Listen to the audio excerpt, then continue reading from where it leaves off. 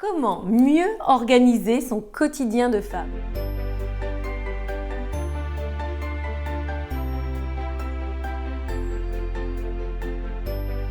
Bonjour et bienvenue dans cette nouvelle vidéo destinée à améliorer ta vie de femme, la transcender et accéder au meilleur. Pour celles qui me connaissent, elles savent pertinemment que pour moi, l'organisation est quelque chose d'essentiel. D'ailleurs, j'essaye toujours de trouver de nouvelles astuces, de nouvelles façons de faire afin de me permettre d'avoir une vie plus fluide, plus tranquille, de me libérer l'esprit et ainsi d'automatiser certaines tâches qui vont me rendre la vie plus douce. Et puis, le fait d'être veille de rentrée, cela va nous permettre de mettre des fois les choses à plat, de nous attribuer de nouveaux systèmes d'organisation justement pour bien démarrer cette nouvelle année scolaire et avoir ainsi l'esprit tranquille comme je le disais. Mais avant de commencer, n'hésitez pas à me retrouver sur Instagram où je partage des boosts de motivation, des stories, un peu de mon quotidien, tout ça, toujours dans le seul but de vous inspirer et puis que l'on puisse avoir un autre contact différent que les vidéos.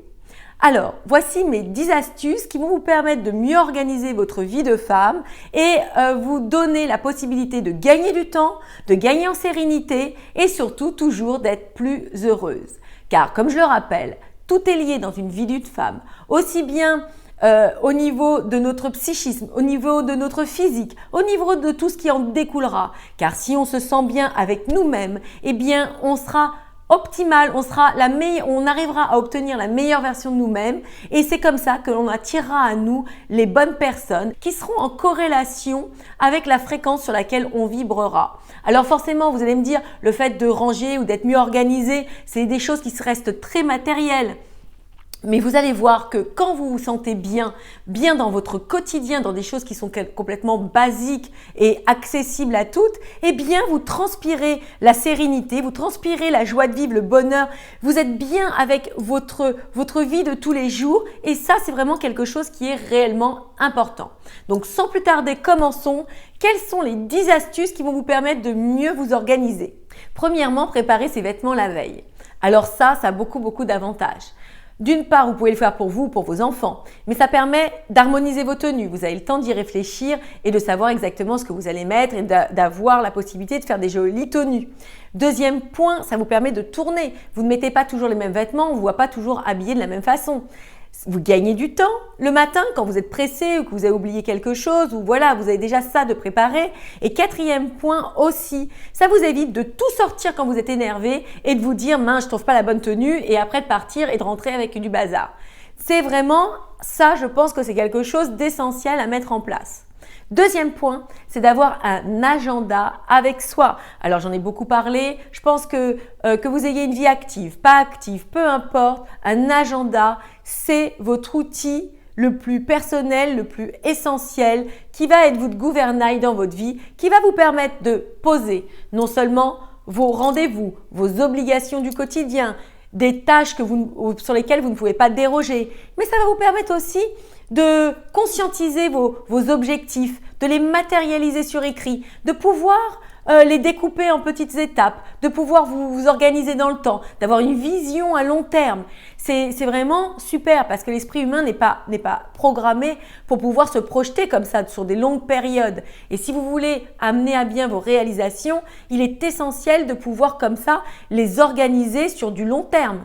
Et aussi, ça vous permet quand des fois on est trop prise dans notre quotidien, on est toujours la tête dans le guidon comme ça va vous permettre de vous octroyer des instants pour vous pour n'importe quoi, pour avoir des moments de relaxation ou encore pour avoir des moments avec votre chéri. C'est toujours pareil, on est pris dans un flot d'activités et du coup on en oublie nos proches, on oublie de consacrer du temps pour eux. Donc quand parfois ça va trop vite, eh ben, c'est bien de pouvoir se programmer des instants ensemble et comme ça on est sûr de ne pas les négliger, de les laisser de côté.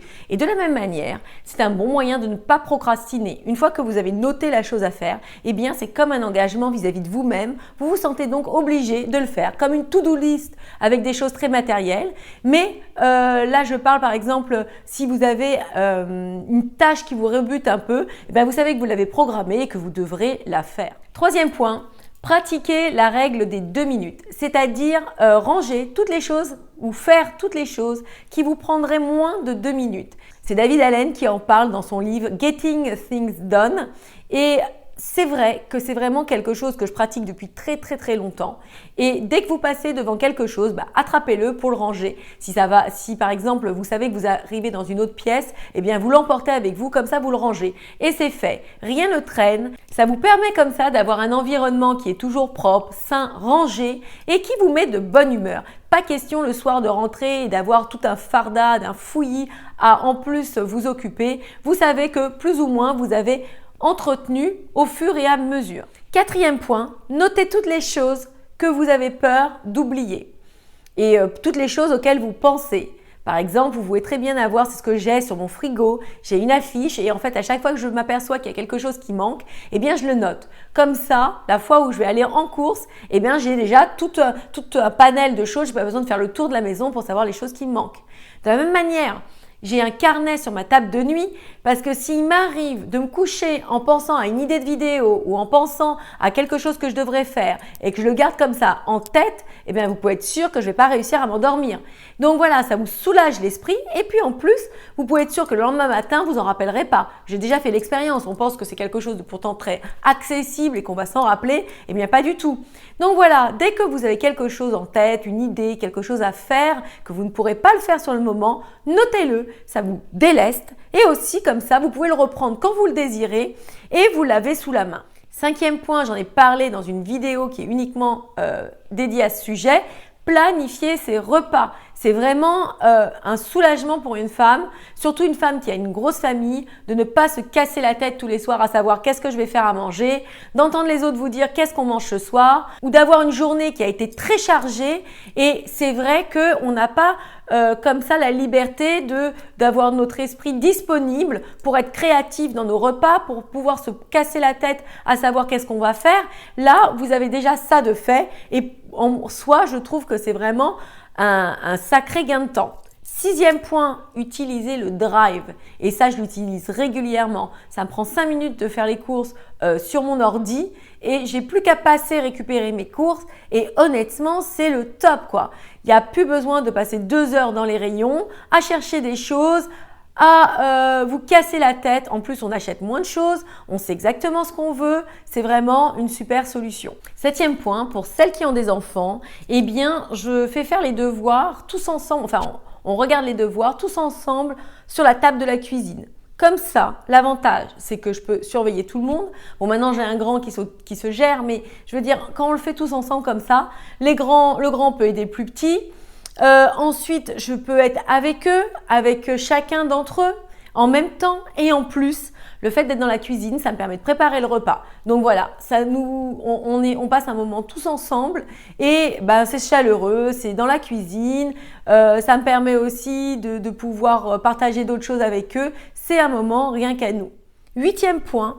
Dans la mesure du possible, bien sûr, on est toutes différentes par rapport à notre organisation, par rapport à nos contraintes du quotidien, mais c'est d'essayer de manger tôt. Plus vous mangez tôt, plus vous allez avoir du temps après pour vous détendre, pour partager des moments en famille, pour justement faire des choses qui vont vous relaxer, prendre un bon bain avec des bougies, avoir un moment. Parce que quand on mange tard, eh bien, la seule chose qui nous reste à faire, c'est de débarrasser et d'aller nous coucher. Ou alors, c'est de prolonger la soirée jusqu'à pas d'heure et d'être très fatigué le lendemain. Donc voilà, essayez dans la mesure du possible de manger très tôt. 9e point. Et bien de la même manière, si on a mangé tôt, on peut se coucher beaucoup plus tôt.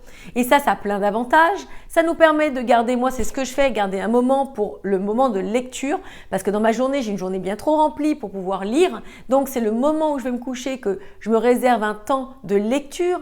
Ensuite, ça nous permet justement de garder le bénéfice de ces heures, les premières heures, on va dire, de sommeil qui sont beaucoup plus riches et qui sont beaucoup plus bénéfiques pour notre corps. Et ensuite, forcément, si vous êtes couché tôt, vous allez vous lever tôt. Profitez plus de la journée, profitez plus de temps, de moments à vous. Le matin, vous partirez pas, vous pourrez vous lever un petit peu plus tôt, donc vous partirez pas sur les chapeaux de roue. Et vous aurez comme ça une journée plus détendue, plus organisée. Vous aurez eu le temps de préparer votre repas pour le bureau, vous aurez eu le temps de préparer certaines choses. Voilà, ça vous mettra en condition pour rythmer le tempo de la journée. Et aussi le fait d'avoir mieux dormi, parce que ces heures qui sont plus bénéfiques les premières heures, eh bien vous serez plus efficiente. Vous ne traînerez pas la jambe pour faire certaines choses dans la journée. Vous aurez comme ça de l'énergie. C'est tout bénef. Et 10e point, c'est d'avoir votre propre système de rangement. Et ça aussi, c'est essentiel pour gagner du temps.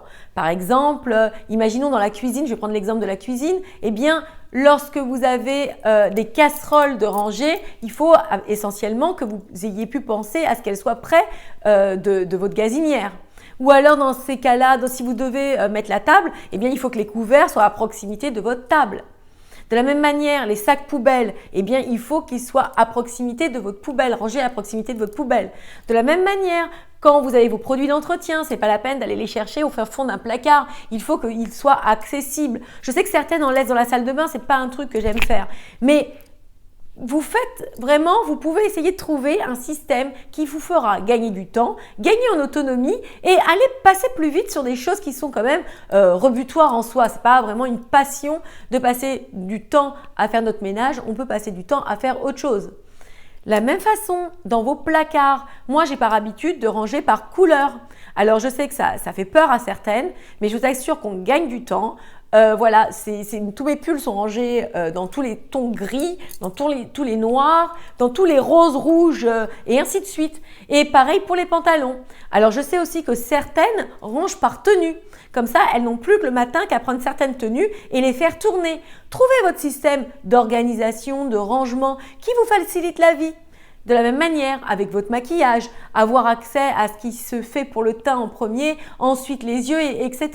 Encore une fois, pour les chaussures, c'est encore une autre astuce. J'en connais qui, elles, rangent toutes leurs chaussures dans des boîtes et mettent des photos dessus. Comme ça, c'est vraiment très pratique. Tout est une question. Je suis convaincue que la vie est une question d'organisation. Parce qu'au lieu d'être rigide, ça nous libère l'esprit et ça nous permet d'être créative et spontanée pour d'autres choses. Plein d'autres astuces existent et j'ai voulu faire une vidéo qui ne soit pas trop longue parce que j'aurais pu vraiment en parler longuement. Pour moi, l'organisation, c'est essentiel dans la vie d'une femme et ça nous permet, comme je l'ai dit, de pouvoir donner plus de temps, d'énergie sur des choses qui sont beaucoup plus importantes en soi. Voilà, laissez-moi savoir dans les commentaires si vous aussi vous avez des systèmes de rangement, des astuces, des tuyaux à partager aux autres pour que notre vie soit beaucoup plus simple, accessible, limpide et qu'elle nous puisse nous rendre plus heureuses. Je vous embrasse, je vous dis à bientôt pour une prochaine vidéo. Toujours comme d'habitude, n'hésitez pas à partager, à liker cette vidéo si elle vous a servi, si elle peut servir à quelqu'un. Et n'hésitez pas à vous inscrire à ma liste d'emails pour être informé des nouveautés que je vais sortir. Je suis en train de travailler sur plusieurs programmes pour vous apporter toujours du plus que vous permettre de vraiment concrétiser des choses beaucoup plus impliquantes, car en soi, en vidéo, on partage toujours de l'information, certes, mais ça ne permet pas de changer en profondeur. Retrouvez-moi aussi pour des coachings personnalisés. Vous avez la possibilité de me contacter à mon mail que l'on trouve un peu partout. Je vous embrasse, je vous dis à bientôt pour une prochaine vidéo. Ciao!